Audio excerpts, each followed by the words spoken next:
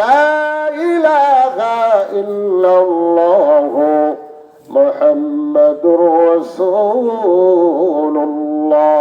সাল্লাল্লাহু আলাইহি ওয়াসাল্লাম। এবার মুসা নবী ডাক দিয়ে বলে, রে বুড়ি বাপ, তোমার ছোট্ট নাতি যার এত লম্বা হায়াত, তারপরে তুমি বলছো সেটা ছেলে মানুষ, ছোট মানুষ। তাইলে বুড়িমা আমার কাছে একটা কথা শোনো, এমন একটা জামানা আসবে যেই জামানার নবীর হায়াত হবে মাত্র 63 বছর। কয় বছর? যেই জামানার নবীর হায়াত হবে 63 বছর। এই নবী কোন নবী? 63 বছর হায়াত নিয়ে কোন নবী কি দুনিয়াতে আসলে আইছে? কথা বলেন, আইছে? আমার আপনার নবী মুহাম্মদুর রাসূলুল্লাহর হায়াত ছিল মাত্র 63 বছর।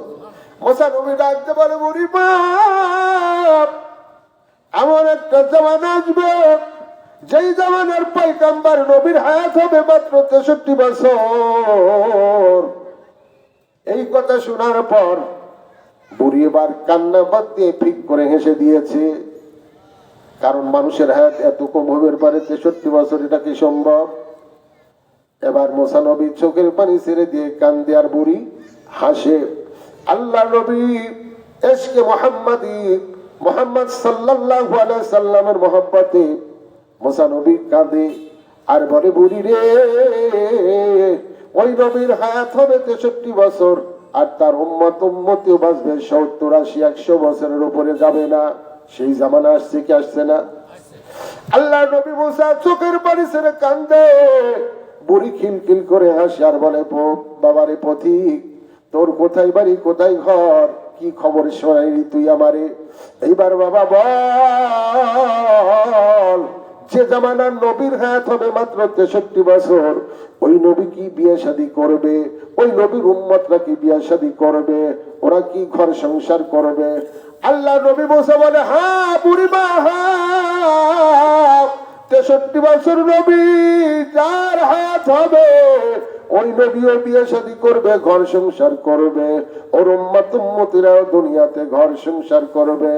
এমন সময় বুড়ি কয়, ও বাবা পথিক, কিরাম তোমার কি পরিচয় জানা নাই, তবে তোর কাছে একটা কথা বলি রে বাবা, শোন, ওই জামানায় যদি আল্লাহ আমি বুড়িকে আমার যদি জন্ম হতো, আমার হায়াত যদি মাত্র 63 বছর হতো, তাহলে আমি বুড়ি আল্লাহর কসম একবার, আল্লাহর কসম দুইবার, আল্লাহর কসম 5 বার করে বলছি রে, ওই জামানায় ওই নবীর উম্মত যদি আমি হতে পারতাম, তাহলে আমি বুড়ির জীবনে কোনোদিন বিয়া শাদিও করতাম না, আমি জীবনে ঘর সংসার বাঁধতাম না। মাত্র 60, 65, 70 বছরের হায়াতের জিন্দিগি নিয়া আমি বুড়ি কি করতাম? আমি বুড়ি গাছতলায় গাছতলা, বাসতলা বাসতলা, আমার মৌলার জিকির করে আমার মৌলাকে রাজি খুশি করে চলে যেতাম। আমাদের হায়াত গড়াইও দেখা যাচ্ছে 80 বছরের উপরে নয়, বা 60, 65 বছরের উপরে নয়। সোনার মানিকেরা, যোগার বিয়োগ অঙ্ক জানি, আমার বয়স যদি 40 হয়, তাহলে 80 বছর গড়াইও হলে আর 40 বছর না হয় আছে। এইরকম ভাবে যোগ বিয়োগ করে দেখো, বেলা সূর্যটা প্রতিদিন পূর্ব আকাশে যখন ওঠে, তখন সূর্যর বয়স হয় শিশু সূর্য ওঠে, তখন সূর্য যখন পূর্ব আকাশে ওঠে লাল হয়ে, তখন কিন্তু সূর্যের কোনো কিরণ আমাদের গায়ে লাগে না, লাগলেও কিন্তু কোনো রকম অসুবিধা হয় না। আস্তে আস্তে সূর্যটা বাড়তে বাড়তে বড় হতে হতে সূর্যের যখন যৌবনকাল এসে যায়, যৌবনকালের প্রখর তাপ যখন দুনিয়াবাসীকে দেয়, তখন দুনিয়ার মানুষ আমরা সূর্যের এই তাপে থাকতে পারি না। আমরা গাছতলা বাসতলা অথবা ঘরের ছায়ার তলে আমরা আশ্রয় গ্রহণ করি।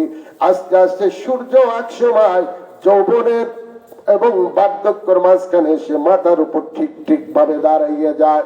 এরপরে সূর্যর হায়াত শেষ হতে থাকে, বার্ধক্য নেমে আসে, পশ্চিম দিকে সূর্য আস্তে আস্তে যেতে যেতে আবার শিশু অবস্থায় যেরকম আমরা উঠার সময় দেখি, ওই কালার নিয়ে সূর্য ইন্তেকাল করে প্রতিদিন। আমার আল্লাহ বিশাল সূর্য দিয়ে ওয়াজ করে বোঝাচ্ছেন, রে দুনিয়াবাসী, আমি আল্লাহকে ভুলে যাস না, আমি আল্লাহকে চেন, আমি আল্লাহ সম্পর্কে জানো।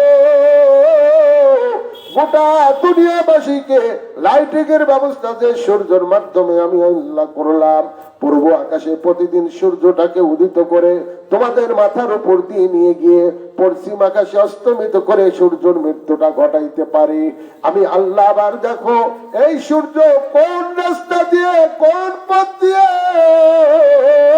আবার পূর্ব আকাশে গিয়ে পরের দিন তার ডিউটি পালন করার জন্য ওঠে। সূর্য এতবার সূর্য আমার হুকুম মানে, আর তোমরা 3.5 হাত দেহর বডির অধিকারী মানুষ, তোমরা কেমন করে আমি আল্লাহকে ভুলে যাও? কাইফা তাকফুরুনা বিল্লাহি ওয়া কুনতুম আমওয়াতা। এ মানুষ, তোমার এত মৃত্যু ছিল, তোমাদের নাম গন্ধ ছিল না। আমি আল্লাহ সুন্দর করে তোমাদের জীবনটা দিয়েছি, আমি তোমাদের হায়াত দিয়েছি, আমি আল্লাহ তোমাদেরকে মানুষ আকৃতিতে বানাইলাম। সুম্মা ইউমিতুকুম, এরপরে আল্লাহ বলেন আল্লাযী খালাকাল মাউতা ওয়াল হায়াতা, কিছু সময় হায়াত দিয়া আমি আল্লাহ দুনিয়াতে প্রেরণ করেছি। কেন কেন কেন আমি তোমাদের কিছু সময় হায়াত দিয়া দুনিয়াতে পাঠাইলাম? আল্লাযী খালাকাল মাউতা ওয়াল হায়াতা লিয়াবলুয়াকুম আইয়ুকুম আহসানু আমালা।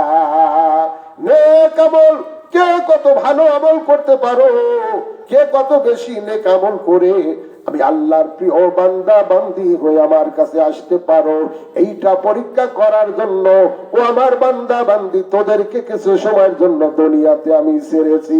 দুনিয়া হচ্ছে পরীক্ষার জায়গা, পরীক্ষা দে, ভালো রেজাল্ট কর, আমি মাওলার কাছে আয়। আমি আল্লাহ রহিম, আমি আল্লাহ রহমান, তোরা ভালো করে পরীক্ষা দিয়ে আয়। আমি আল্লাহ জান্নাত তোদের জন্য সাজিয়ে রেখেছি। জোরে পড়ুন সুবহানাল্লাহ। আমার বন্ধুরা, আমার এই জন্য সাহাবায়ে কেরাম বলেন, নবী বলেন, দুনিয়াকে তারা তালাক করেছে, দুনিয়াকে তারা ছেড়ে দিয়েছে। আখিরাতের দিকে তাকায়া আল্লাহ নবী বলেন, মাবুদ রে, মিসকিনদের সঙ্গে আমার হাসর নাসর করায়। কাদের সঙ্গে? গরিব মিসকিনদের সঙ্গে। আমার নবী তার জীবনে এসেছে বিশ্ব নবী মুহাম্মদুর রাসূলুল্লাহ সাল্লাল্লাহু আলাইহি ওয়াসাল্লাম যদি চাইতো, তাহলে আল্লাহ তার চাওয়ার কারণে উহুদ পাহাড়টা স্বর্ণের পাহাড় করে দিতে পারত। নবী যদি দোয়া করত, নবীর ইজ্জতের খাতিরে আমার আল্লাহ তাকে পৃথিবীর শ্রেষ্ঠ ধনী বানাইতে পারতো কি পারতো না? কথা বলেন। কিন্তু আমার আল্লাহ তা করতে নবীর পরীক্ষা নিয়েছে, নবীকে ধন দিতে চেয়েছে, নবীকে ধনাঢ্য বানাইতে চেয়েছে। কিন্তু আমার নবীজি উম্মত উম্মতীদের কথা চিন্তা করে দুনিয়াকে ছেড়েছে, আর দুহাত ধরে আখিরাতকে ধরেছে। পড়ুন সুবহানাল্লাহ। পরীক্ষা ছাড়া কেউ পাস করতে পারে নাই। দুনিয়া পরীক্ষার জায়গা। নবী রাসূলদের বেলায়ও বেশি কঠিন কঠিন পরীক্ষা। আমার আপনার নবীর বেলায় এরকম পরীক্ষা এসেছে। ইব্রাহিম আলাইহিস সালামের বেলায় যেরকম আপনারা শুনেছেন, ইসমাঈল আলাইহিস সালামের গলায় ছুরি চালাতে, এটা ছিল আল্লাহর পরীক্ষা।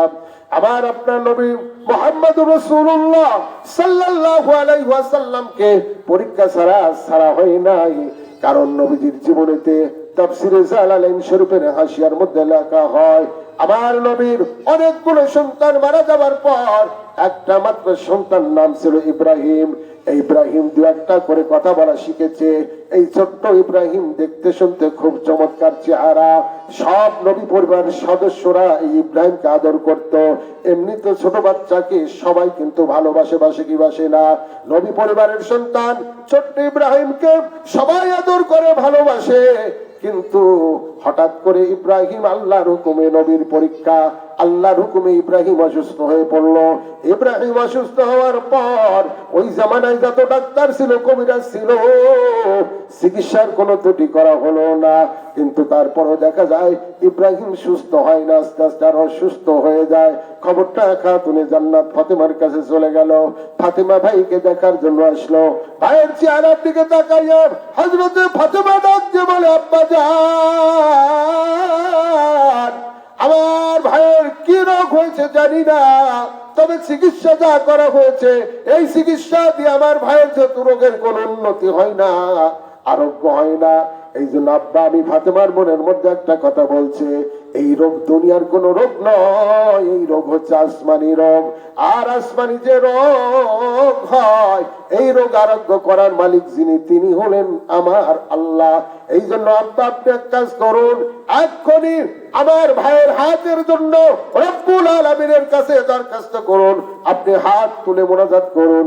আমি ফাতেমা সহ আমার বাকি আম্মা জানেরা, যারা জিনাদেরকে আল্লাহ হায়াতের জিন্দেগি দিয়েছে, সকল আম্মা জান এবং আমরা সবগুলো বউ মিলে আমার ভাইয়ের জন্য আপনার মোনাজাতে আমরা আমিন আমিন বলবো। জোরে বলুন সুবহানাল্লাহ।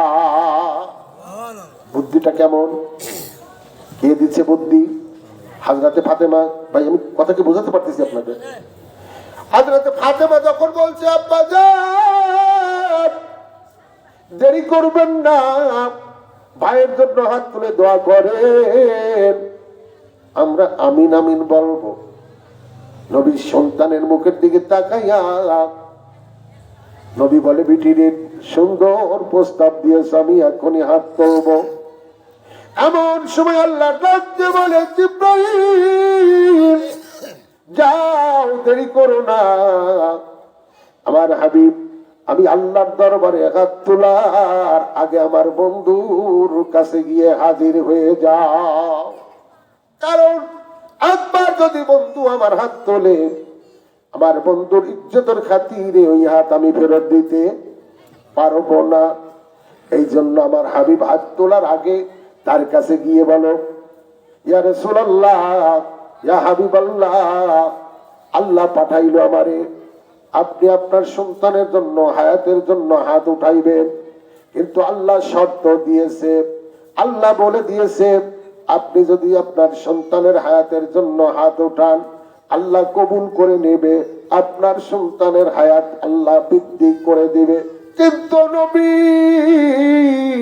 দ্বিতীয় নাম্বার শর্ত, আপনি আর কোনদিন আপনার কোন উম্মতের জন্য আল্লাহর দরবারে হাত তুলতে পারবেন না। চিন্তা করেন, আপনি বেটা চান না উম্মত চান? আমরা তো দল করি। যদি এইরকম সিচুয়েশন তৈরি হয়, সরকার যদি বলে তুই দল চাস না তোর বেটাকে চাস, কি করবো আমরা? কোনটা চাবো আমরা? বোঝেন না মনে হয়? বেটাক চাবেন না দল চাবেন? আমার ভাইয়েরা, নবী চিন্তার মধ্যে পড়ে গেল। জিবরাইল ডেকে বলে, ও নবী পাক, যদি সন্তানের হায়াত চান, আল্লাহ আপনার সন্তানের হায়াত দিবে, কিন্তু আপনার উম্মতের জন্য আর কোনো কিছু চাওয়া যাবে না। এবার নবী বলে, জিবরাইল, হাত তো আমি অবশ্যই উঠাবো, দেখি আমার আল্লাহ কি করে। এবার নবীজি আল্লাহর দরবারে হাত তুলে বলে, মালিক